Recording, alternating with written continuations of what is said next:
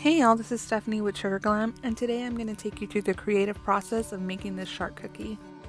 I did change up the design for this cookie several times throughout the creative process, especially for the mouth area. Right now you'll see that I'm starting with a black royal icing base for the mouth and the nostrils, and that's just to create a deeper dimension to them. Now I'm outlining my cookie in a 15 to 20 second royal icing. I'll be using the same icing to flood the cookie as well. I prefer to use one consistency, mostly because I'm lazy, but it's just been my preference.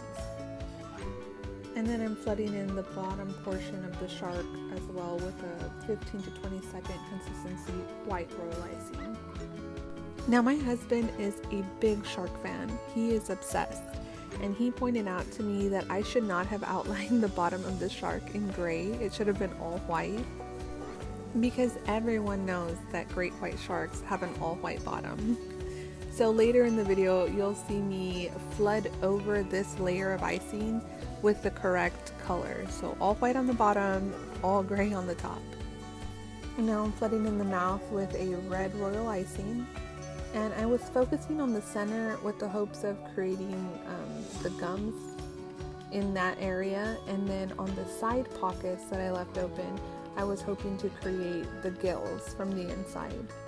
And you'll see later that I ended up changing that design as well. So for now we're just piping in the teeth in white royal icing onto the red wet royal icing. And I did this so that when I create the modeling chocolate teeth, it'll look as if there's a row of teeth behind it.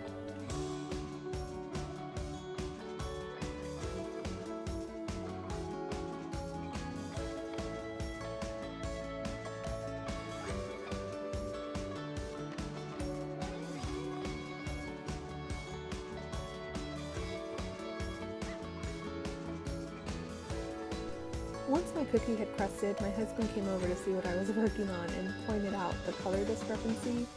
At this point, I chose to just flood over my original base as opposed to scraping off the entire icing and starting over. Now, if this was for a customer, I definitely would have scraped everything off because it would have been way too much icing in my opinion.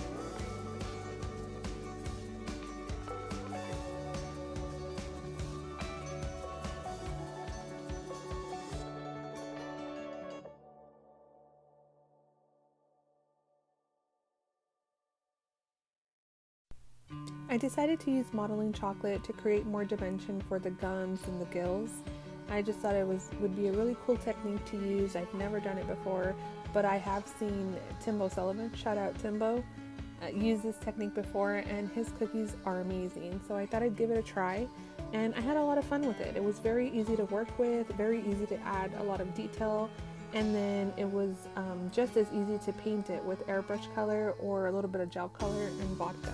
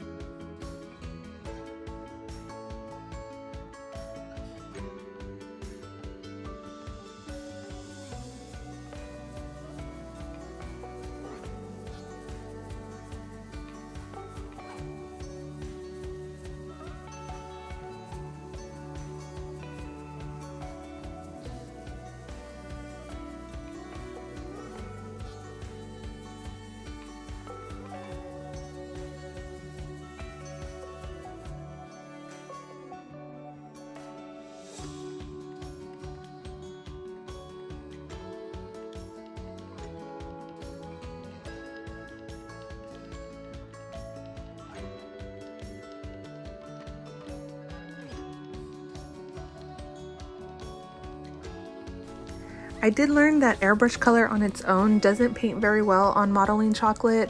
It's very light and spotty. However, when I added a few drops of vodka, it made a huge difference in the color saturation. And if I ever paint on modeling chocolate again, I'd probably use the gel color with vodka mixture.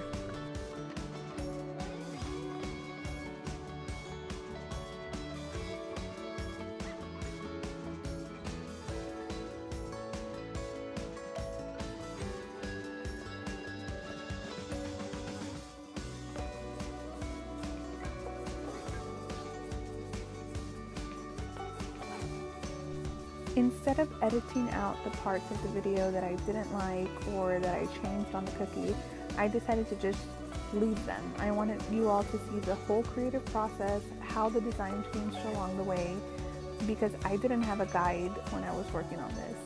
So if I didn't like something, I would just change it up or add something different. At this point, you'll see me painting the inside of the mouth. You can see that I even made the black part smaller that I first started off with because I felt like it was too big. I thought it would look pretty neat if I added some texture to it. So while that inside part was still just slightly crusted over, I poked it with a paintbrush to see if that was better, and I didn't like that either. So then I tried using my scribe and scraping in some lines for the gums, and I really liked how that looked. I thought it was really neat, and then once I painted those in, it was the look I was going for. And I just thought I'd like to have this same concept through the center of the mouth as well. So I scraped off that royal icing that was just slightly crusted over and added a thinner layer of royal icing in the center so that it can crust, and then I can add those lines again with my scribe once it's dry. Then using my airbrush machine and black airbrush color, I just added some shading around the fins and around the head of the shark as well, just to create some shadows. And I make my modeling chocolate using candy melt and corn syrup, so it doesn't come out very white. So I went in with white gel color and painted over the teeth as well, and added a little bit of white into the gums.